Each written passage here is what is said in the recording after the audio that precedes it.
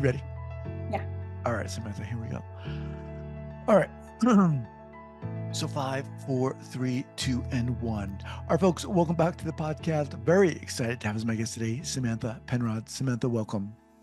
Hi, thank you. Nice to You meet you. awesome, awesome. So Samantha is a behavioral health account executive at the Receptionist, Mhm, helping all of their behavioral health customers specifically. She lives in St. Pete, Florida, with her husband and her black lab, Rosa, mhm. and a baby due in February. Oh my God, we didn't talk about that. Congratulations. That's Yeah, crazy. thank you so much. Uh, First one, so got about five yeah, months to go. Yeah, awesome, excited. awesome. Well, all right, before we get going here, share with our listeners where you're from originally and where you are currently. Yeah, so I'm originally from Tampa. I was born in Tampa, Florida. I moved all over. My dad owned restaurants my whole life, so we kind of moved around a lot. And then after college, I ended up moving to Portland, Oregon for a little bit, and then Denver, which is where I started with the receptionist and where the receptionist is based. And then during COVID, they let me move home. So that's how I ended up back in the Tampa, St. Petersburg area. Okay, awesome. And the receptionist was one of the sponsors of this podcast. Just give us a thumbnail of what Yeah, the receptionist is, and then I want to get into your story. sure. The receptionist, very simply put, is a check-in system that practices and other types of businesses put in their lobby. So it can greet and check in clients or visitors, and then notifications go out to the right provider, letting them know they're there. Okay, so automatically, in other words, a person doesn't have to be there to be Mhm. operating this. Okay, okay, Exactly. okay. All right. So yeah, let's. How did this start for you? Working at the receptionist, you mean, or what do you mean? I mean, your story. Let's get into your story. Okay. Yeah. Um, well, yeah, so when I moved to Denver, I had just gone through a bad breakup, living in Portland, and um, I had moved from Tampa to Portland, which is literal polar opposite sides of the country. Um, and when I was in Portland, it was like the worst winter they had in like 20 years. I don't know if Oh you remember God. that, like 2016. Okay. Um, but the whole city shut down and I couldn't leave and I worked remote, so it was really difficult. And then I actually kind of fell into a bit of a depression there. Um, and that's when um, we decided to break up and I'd always loved Colorado. And so I was like, I'm gonna apply to jobs in Denver. I'm gonna apply to jobs in Florida, St. Pete, and wherever I'm supposed to land, I will land.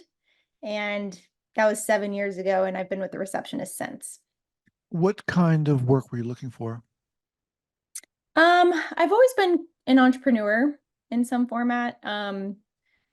Loved working for myself. I worked with my ex-boyfriend's friends who started a CBD company helping cancer patients, and so I was their first support and salesperson. Hmm. So that's what I was doing out there, working remote. Okay. So you land with the receptionist. Mm-hmm. Okay. Yep. Yeah. So I got started with the receptionist in December 2017. Um, and I was there for about, 3 years before COVID happened. The start of COVID was just crazy, right? For Hmm. everybody, but uh, coming from Florida, where it's basically the Wild West and everybody's allowed to go outside and do things, it's Hmm. polar opposite in Colorado, right? It's like, um, it's we couldn't leave our houses again. So like I was isolated in Oh Portland man. and then I was isolated Right. again. So it definitely brought up some stuff for me. And I've always been like an open book. So I was very honest with the receptionist about that. And I was just so thankful. The receptionist treats us very well. So definitely a safe space as far as like work goes and mental health goes. So Hmm. um it wasn't until June of 2020 that I was like, you know what? I can't leave. I can't do much. I might as well get in really good shape. So I signed up to go to a personal trainer, and I was went to the personal trainer, and when I was about to leave, he was like, "Are you okay? You look a little cross-eyed." And I was like, "Yeah, I'm fine," but I just felt like maybe I was dehydrated or something. Um, and I went to leave, and I got in my car, and all of a sudden my hand started tingling, my right hand started tingling, Uh-oh. and I like it looked like a cockroach. I like started losing control over my whole body. It was the Whoa. craziest thing. I thought I was dying. I pulled over. I begged a guy to call 911 for me. He was like, "No, I'm good," because it was COVID, and he was like, but he realized that I needed help, and so he called 911. And then when 911 got there, he was like, the paramedics, they were like, "You're having a panic attack." I was like, "What? What do you mean?" I've never had a panic attack. I have no idea what you're talking about. Um, so that's how it started. That's how this part of the story started. That sounds like a pretty severe panic attack. I mean, you were having like muscle. Physiological effects, yeah, at that point. And I was so scared. I had no idea what was going on. And now I've learned so much that I understand now that the stress, even if it was good stress from the workout, put Hmm. my body into fight or flight. Um, but it skipped right in, like, I guess I worked out way too hard and put me right into a full-blown panic attack. But at the time, because I'm a relatively healthy person, Hmm. my doctor wanted to test me for multiple sclerosis and all these different things, um, which kind of began my health anxiety journey. Okay, wait, okay. I want to touch on that. That something about that rings a bell with me. But first of all, I'm kind of, well, not kind of, but I'm really impressed with what you said about the receptionist in terms of, you said it's a good place to be and you were able to be open with them. Mhm. That, I mean, that speaks a lot to any company. But how did you know you were able to do that in the first place? Yeah. Well, I think I definitely try to live authentically. Um, everyone that works at the receptionist has a small bit of equity in the company. And so you act as if it's your own company, right? Like you care. Mhm. Mhm. Everyone knows we work hard. There's no micromanaging. You know, we all trust each other. And that's very true. That aligns very much with my values. And that just allows a safe space to a safe environment to happen. Mhm. And I had been there, for 3.5 years at that point. So, I reported to the CEO for a while and before we hired our sales director. And then, now I report to the sales director. So I was the eighth employee, started pretty much when soon after they got started in 2015. I started in 2017 and there was only 8 employees by that point. So yeah, Mhm. it's a place where they really care about values and being authentic. And, I was in my early 30s at that point. I'm like, I only want to work for somewhere that aligns with my value. Mhm. That's the kind of person I am. That's amazing. I want to work there. Yeah, great. So, okay, so you experienced what you were calling this kind of health anxiety. Talk to us about that. Yeah, well, it was the first time in my life that I felt fear because of not having control over my body. So when, my arms, I looked like a cockroach, like my arms shriveled up, my legs, I felt my lips getting tingly. So I knew I was about to lose Mhm. consciousness. Yeah. And that was like the first time in my whole life that I didn't have control over my body. And so naturally, when they start testing me for MS and all these things, and I'm in my early 30s, I'm like, oh my God, I'm going to die. Something's wrong with me. Hmm. Mind you, my dad was also sick at the time, and he had been sick for a long time with congestive heart failure. And he was my best friend. So understanding he was dying, and now I'm losing control of my body, there was a lot of maybe crossover anticipatory grief going on Hmm. that I didn't really know about because we're in COVID. I mean, you don't know till like now I'm on the other side of it. I didn't know at the time. Yeah. Hmm. When you were going through that, what you now know was a panic attack, I mean, you described the physical sensation, but were you anxious ment mentally, cognitively? Was that going on for you? Were you even aware I of think that? I think the first time it happened, I was terrified. Um, there was definitely like I didn't feel anxious, but I felt like what the heck is happening to me? Right. Um, I the next week I was like, I'm gonna go back to the personal trainer and I'm gonna try again.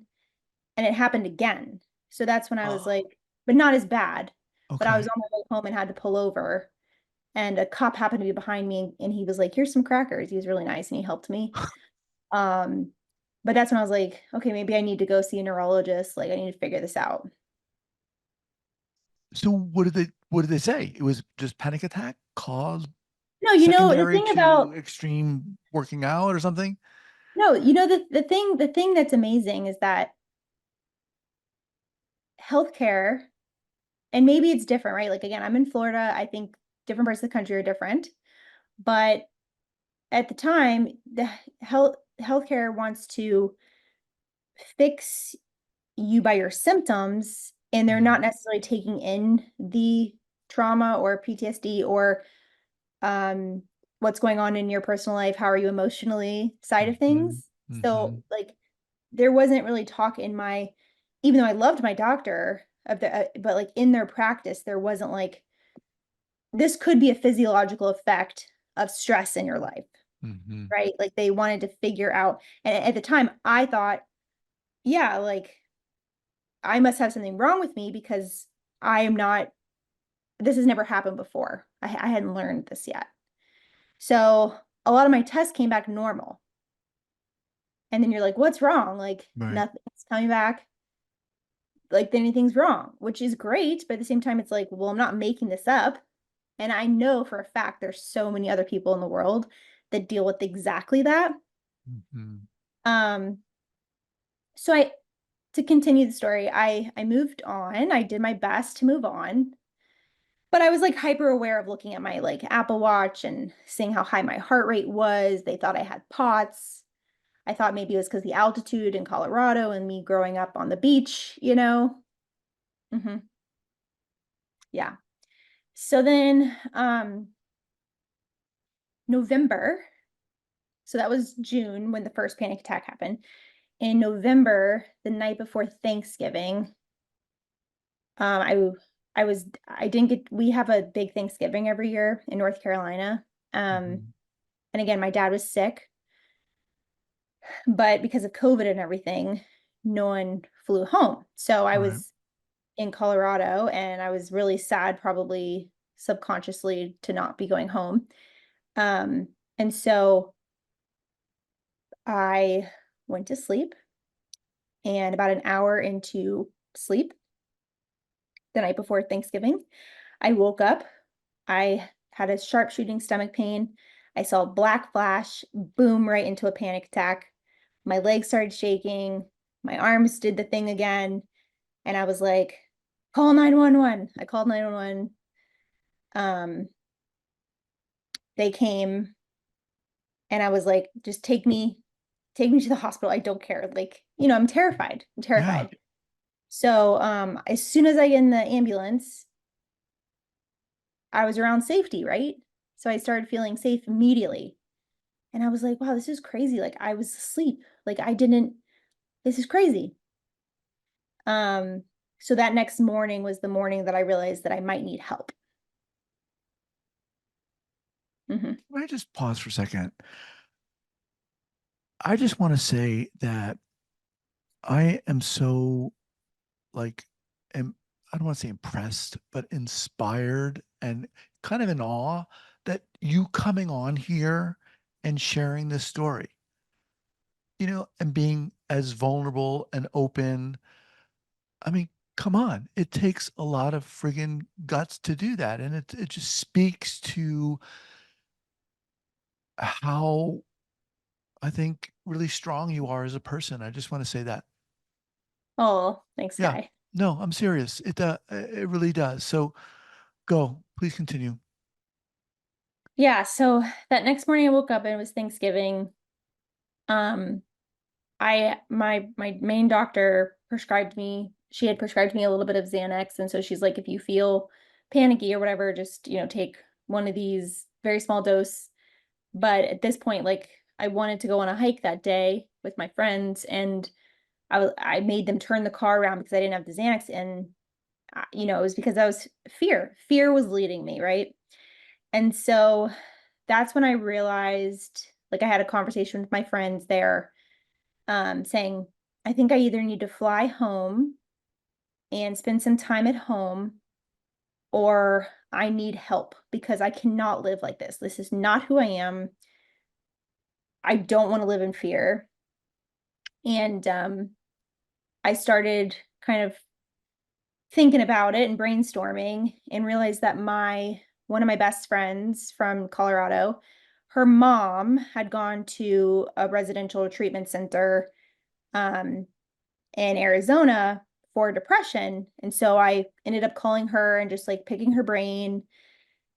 And I ended up like, so that was Thanksgiving. On December 1st, I checked myself into um uh oh gosh, what's it called? It's in Tucson, Arizona. Anyways, it's Is a it big, is it a yeah, big one? Yeah. yeah, it's a big one Um, for depression for or panic attacks. for panic attacks. Yeah. And because again, I thought I needed help figuring out maybe if I needed to go on Zoloft or, something to help me rebalance my chemistry so I wasn't having these panic attacks and figure out what was going on. Hmm. And I have a very sensitive, I'm a sensitive person, um, very in touch, like somatically with my body and sensations and feelings and things like that. And I I didn't feel like I wanted to be in a safe place where I could figure it out and maybe start a small amount of Zoloft or something to balance myself out in care. And yeah, so I checked myself into I guess rehab, Wow. panic panic rehab. And what's cool is the day before I did this, I called my boss and I was like, "Sorry, Tom, but I have to do this for myself." And the receptionist ended up paying for my flights. So they Wow. were like, "Go, it's fine." And they Jesus. let me take the time off and pay for my flights. Jesus. Mhm. Yeah. Wow. So you get to this facility. Mhm. Um, I'm trying to find out which was Which it one? Sierra Tucson? Yeah, Sierra Okay, Tucson. Sierra Tucson. So what happens when you get there? Um, so at this point, like flying there and everything, I was just happy to be there, but again, had really no idea. And I didn't want to tell my dad.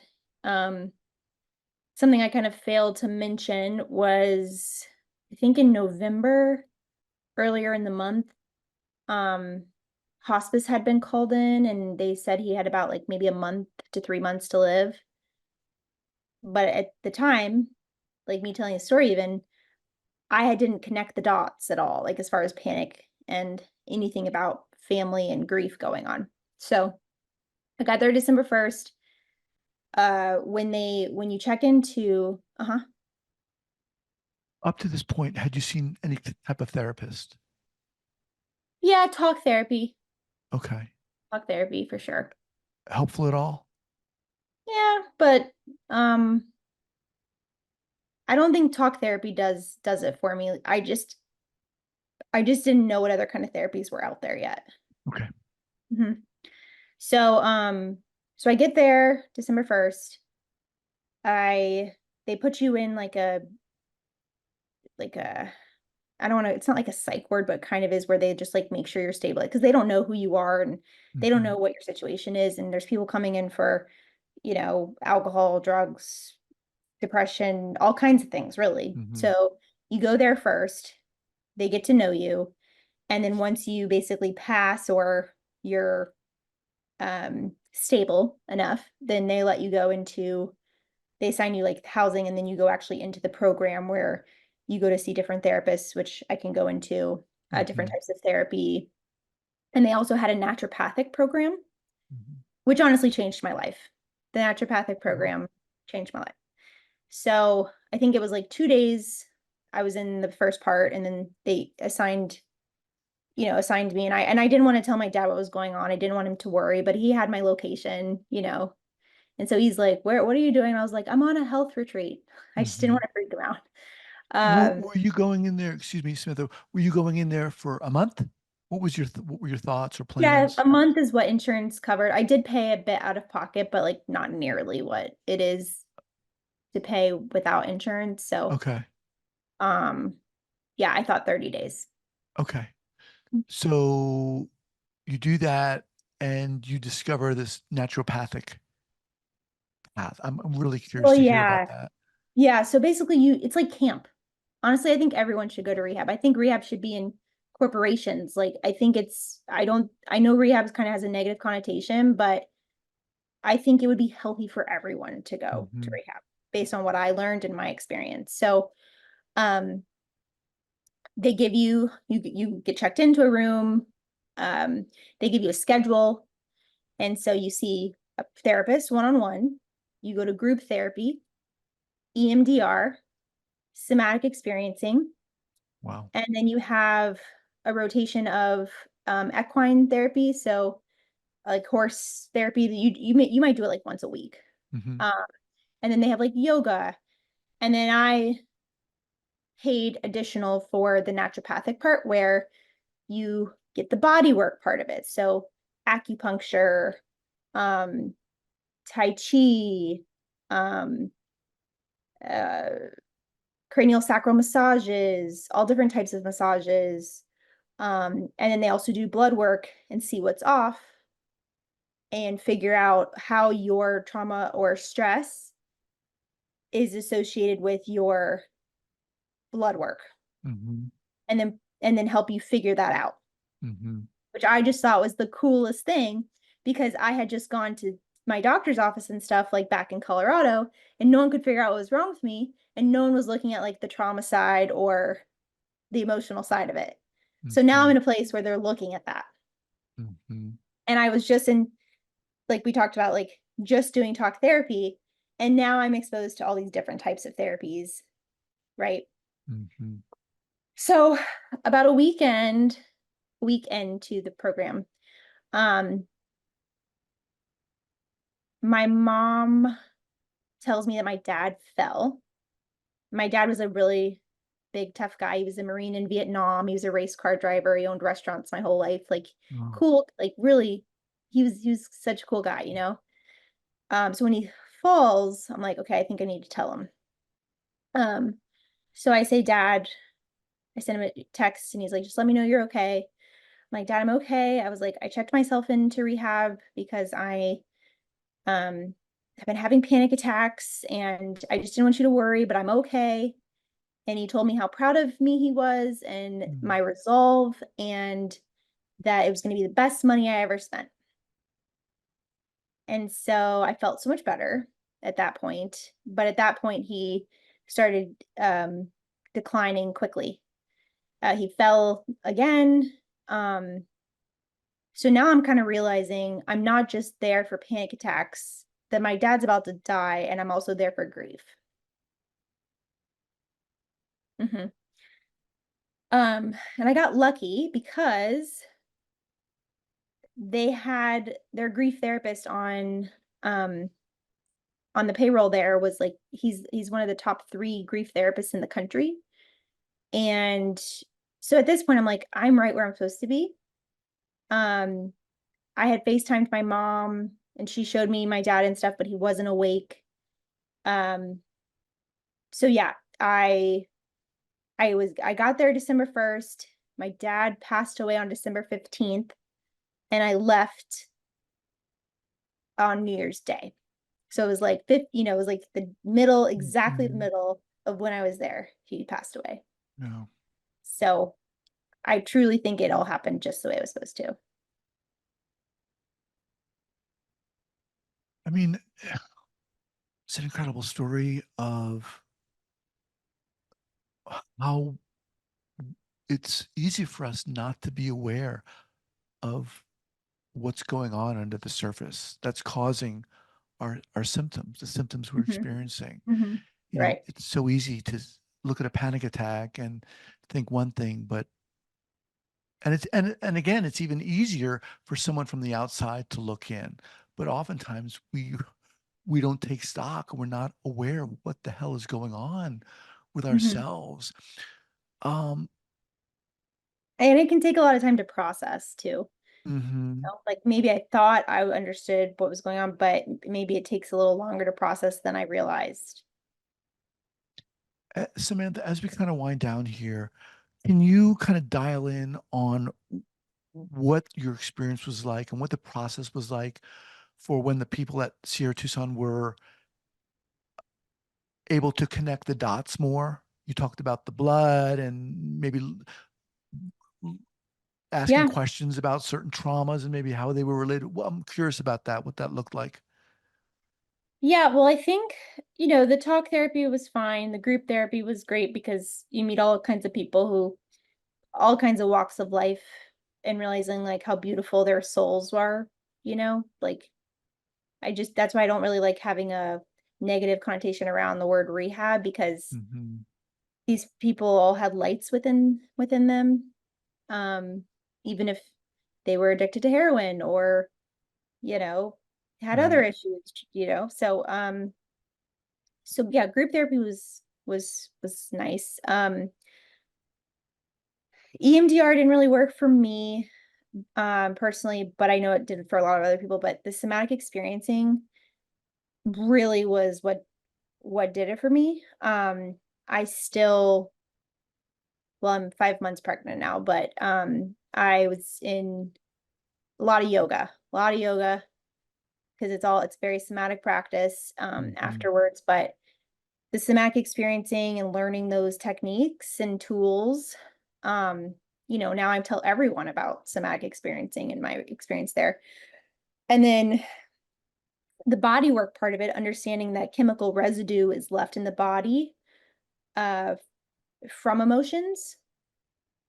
Emotions leave chemical residue in the body. So Hmm. with the body work, the acupuncture, the massages, I started to feel better. Um, I started taking 50 milligrams of Zoloft, and that definitely helped for a little while, Hmm. um, helped. And then the blood work and everything came back, and I did test for a few bands of Lyme and Epstein Barr. So the Epstein Barr and Lyme can activate when you go through a lot of stress or a weakened immune system. So the symptoms that I was having, the panic attacks, were most likely a mix between the reaction from Lyme and Epstein Barr and my nervous system being completely over, like, Hmm. it was not, my nervous system needed a lot of help. So that's kind of what I ended up learning. And I still go to acupuncture. I still get a massage once a week. And people might not be able to afford that necessarily, but Hmm. I do think that they're not necessarily just nice to haves. I think when you take care of the body work part of it, whatever type of therapy works for you, that at least for me in this over stimulation, so much stimulation world, hyperstimulation, that's what helps me regulate my nervous system to keep it healthy No. now. Wow. After we're through with this, I'm gonna go book a massage. Good. Man, Samantha, intense. I wouldn't change Really? it though because I learned so much about myself. I bet. Oh my God. I'm just thinking like the receptionist is so lucky to have someone like you. You, really, to be there and to be have gone through this and to be open to share this. I mean, it's really an incredible story.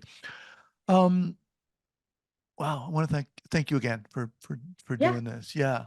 So, all right. So if people want to learn about you, maybe they want to learn about the Yeah. receptionist, what's the best way for them to get in contact? Yeah, definitely check out the receptionist. I specifically help all of our behavioral health practices because probably because of what I've been through myself and just relating and trying to help folks. But yeah, thereceptionist.com is where you can learn about us. And then you can reach me there as well, Sam at thereceptionist.com, Okay. um, on LinkedIn. Yeah. Okay. I'll have all this linked up here at the show notes page at the traumatherapistpodcast.com. Oh, and one Um, other thing, yeah, sorry. please. Um, in March, I started a behavioral health success in session newsletter to try to Oh, help connect some of the operational dots for practice owners and people as well. So if you want to sign up for that, you can, and I'll provide that in the so you can put it in the show notes too if you want. okay. Just what is it? What is the name of it or the URL? Success in session. Success Session. in in session.com. No, it's on the receptionist website, Okay. so you I can sign see. up Okay. there. All Mm-hmm. right.